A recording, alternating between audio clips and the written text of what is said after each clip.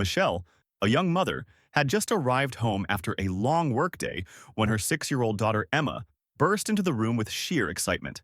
The girl radiated happiness, barely able to contain her energy as her eyes sparkled with joy.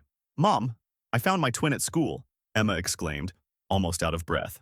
Michelle smiled, thinking it was another one of her imaginative daughter's fantasies. Taking a seat on the couch, she pulled Emma onto her lap and began to inquire about what she meant. "She looks just like me, like two peas in a pod," Emma insisted, waving her arms in excitement. With a smile, Michelle started to ask how exactly her new friend resembled her. "We have the same hair, eyes, and even a mole on the right cheek," Emma persisted. Michelle took a moment to pause, recalling that Emma did indeed have a small mole on her right cheek, barely noticeable beneath her light curls. It was odd that Emma was so sure about such small details, yet deciding it was simply another game of her imagination, Michelle gently praised Emma for making a new friend and suggested they discuss it further over dinner. However, Emma was not ready to let the subject drop. Throughout dinner, she kept talking about Anna, which was the name of her twin. Emma mentioned that they had drawn together, played during recess, and even exchanged bracelets as a symbol of their sisterly friendship. Then Emma said something that caused Michelle to freeze. "We were meant to be born together." This unexpected statement startled Michelle and stirred a twinge of unease in her for the first time that night.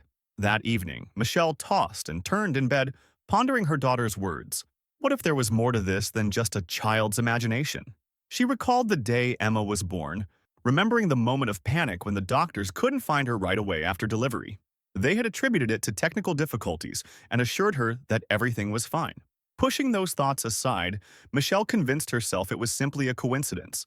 The next day, she dropped Emma off at school, but her mind lingered on the strange story, making it hard for her to focus at work. Her thoughts kept drifting back to Emma's insistence, and anxiety gnawed at her. So when it was time to pick Emma up, she decided it was necessary to speak with the teacher. Upon arriving at the school and meeting with Miss Johnson, Emma's teacher, Michelle brought up Emma's new friend.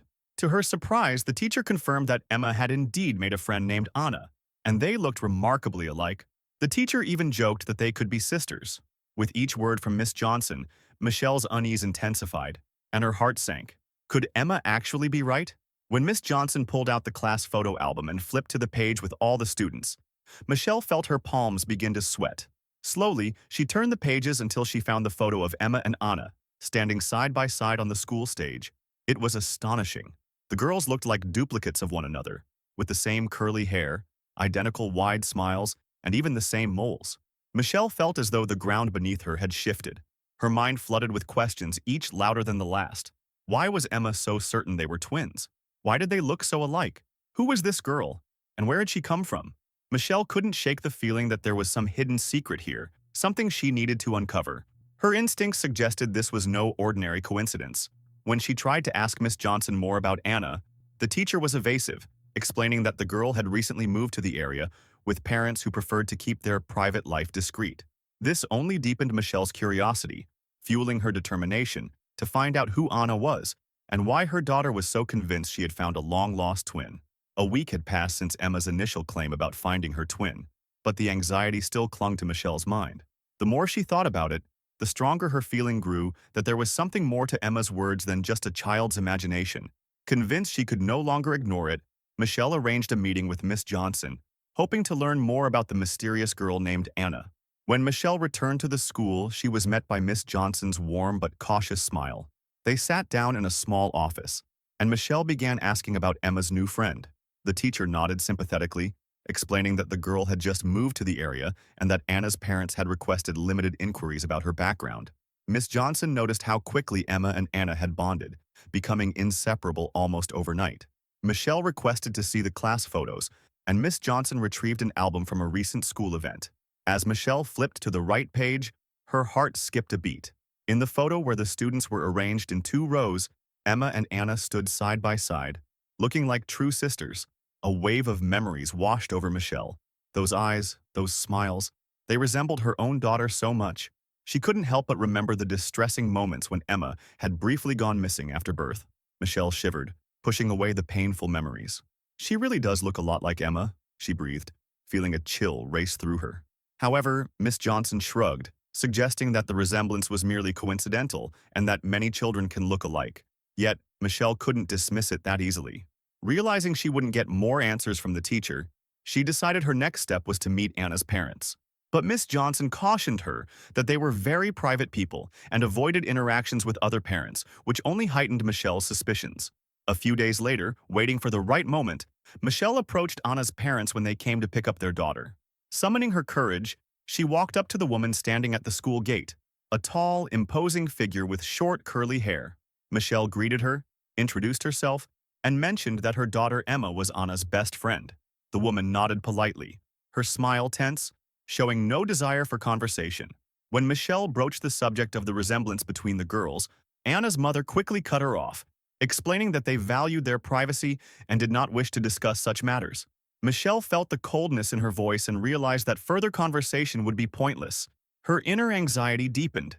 Something was clearly being concealed. After this unsuccessful conversation, Michelle decided to reach out to some old friends who worked at the city archive and had access to information about residents. She shared her story, and one of them agreed to help. A few days later, he found records of Anna's family's move. Nothing seemed out of the ordinary, but Michelle couldn't shake the sensation that they were missing something. She continued to wonder how Emma could know such tiny details, like the mole on Anna's cheek. This couldn't just be a coincidence. Her doubts deepened, and she realized she couldn't let it go easily, determined that no matter what the truth was, it needed to come to light. One evening, after Emma had fallen asleep, Michelle sat in the kitchen, turning a cup of cooling tea in her hands as she deliberated her next steps. Anxiety and concern were too strong to simply dismiss. She decided to take one more risk and attempt to reach out to Anna's parents through the school community. Thus, Michelle left a message in the parents' group chat, suggesting a meeting to discuss school matters and proposing a get-together for the kids to play together. She hoped it would provide an opportunity to spark another conversation. To her surprise, Anna's mother agreed. Relief washed over Michelle. She now had a chance to learn more.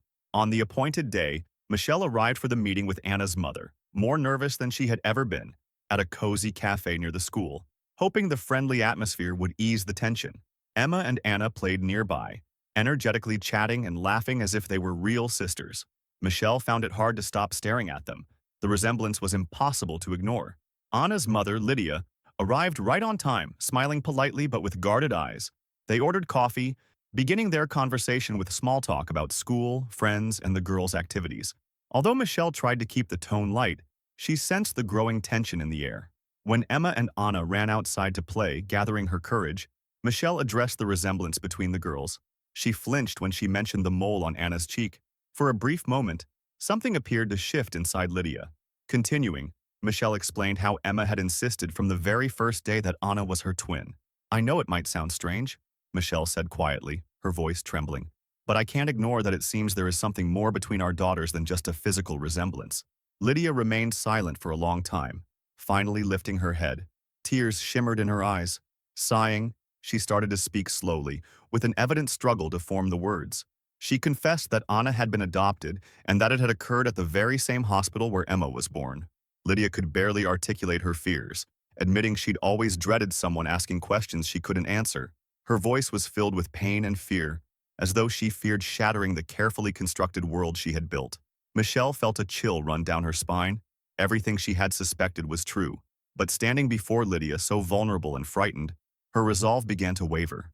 She wanted to uncover the truth, but she also understood that revealing it could disrupt not only her own life but also the lives of Lydia and Anna. An inner conflict arose. Should she keep digging or let it go? But now, there was no turning back. After a long, intense silence, Michelle suggested a DNA test to determine whether Emma, Anna, and she were indeed a family.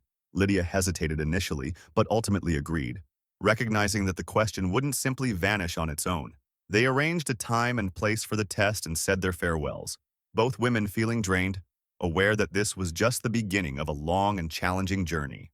Days passed before they received the test results, the longest days of Michelle's life, filled with anxiety and hope. She paced around the house, unable to remain still, checking her phone every 5 minutes for a call from the lab. Attempts to distract herself with chores were futile, as thoughts of the test lingered in her mind. Finally, when the results arrived, Michelle couldn't bring herself to open the envelope. Her hands shook, and she had to take several deep breaths to calm herself down. At last, she gathered the courage to tear open the sealed paper. Her eyes quickly skimmed the document, and the world seemed to freeze. Anna and Emma were indeed twin sisters. Michelle felt her knees weaken, sinking into a chair as her suspicions were confirmed. Faced with this new reality, she struggled with how to explain the truth to Emma, what to say to Lydia, and how to move forward from here. That same evening, she met Lydia in the park where they had agreed to discuss the results. Lydia arrived with a stony expression, yet her eyes were filled with pain and fear. Michelle attempted to smile, but it was a weak endeavor, and they got straight to the point.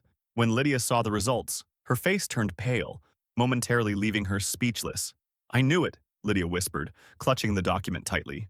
"I always felt this would happen, but I didn't know what to do." Tears streamed down her face, and Michelle suddenly felt a strong urge to embrace her. They sat side by side on a bench, both lost but united by their daughter's shared fate.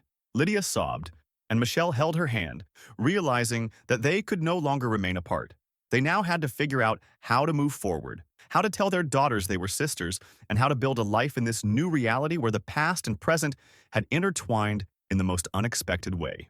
After processing their emotional meeting, Michelle and Lydia determined that the truth shouldn't remain hidden, especially from the girls. They spent hours discussing the best way to explain to Emma and Anna that they were sisters.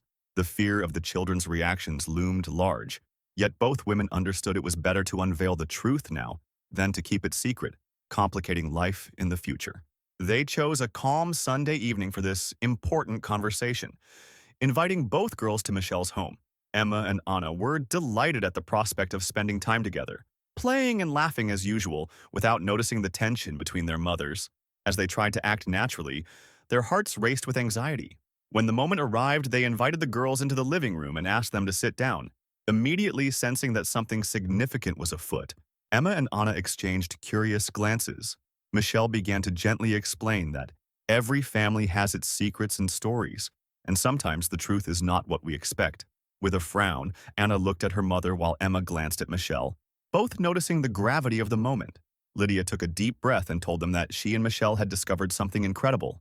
They were both mothers to sisters. Emma and Anna exchanged bewildered looks, and then Emma broke the silence, exclaiming, "So Anna and I are real sisters." Astonishment blended with joy and disbelief in her voice. Michelle, holding back tears, affirmed it and elaborated on how the girls had been separated at birth due to a mistake at the hospital. Anna listened quietly, her eyes widening in surprise. At one point, she leaned against Lydia as if seeking comfort, yet she didn't cry.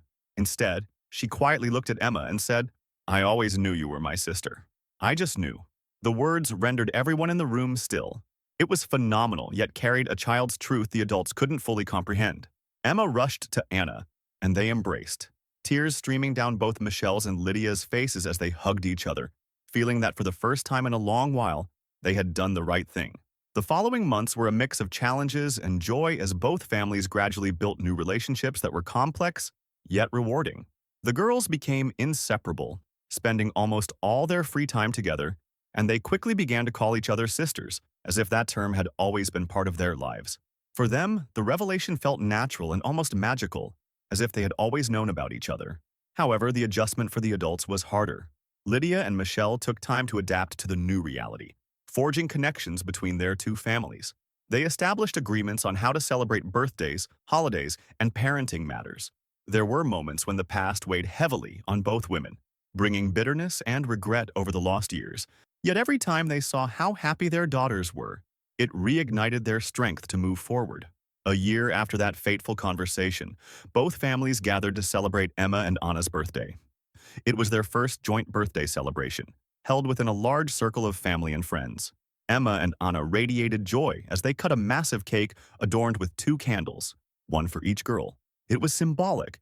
They were sharing not just a birthday but also the beginning of a life together. Later that evening, after the guests had left and the girls were asleep, Michelle and Lydia remained in the kitchen, cherishing the quiet. No longer mere acquaintances, they had become something akin to family, connected not only through their daughters but also by a shared history.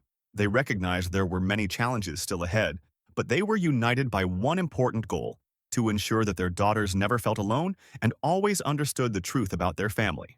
As the anxiety Michelle had felt from the beginning finally began to fade, she exchanged a look with Lydia and saw the same relief mirrored in her eyes.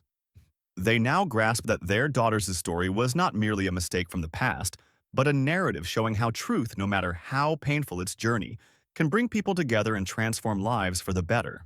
The evening ended on a calm and warm note, with Michelle and Lydia aware that together they could face any difficulties ahead.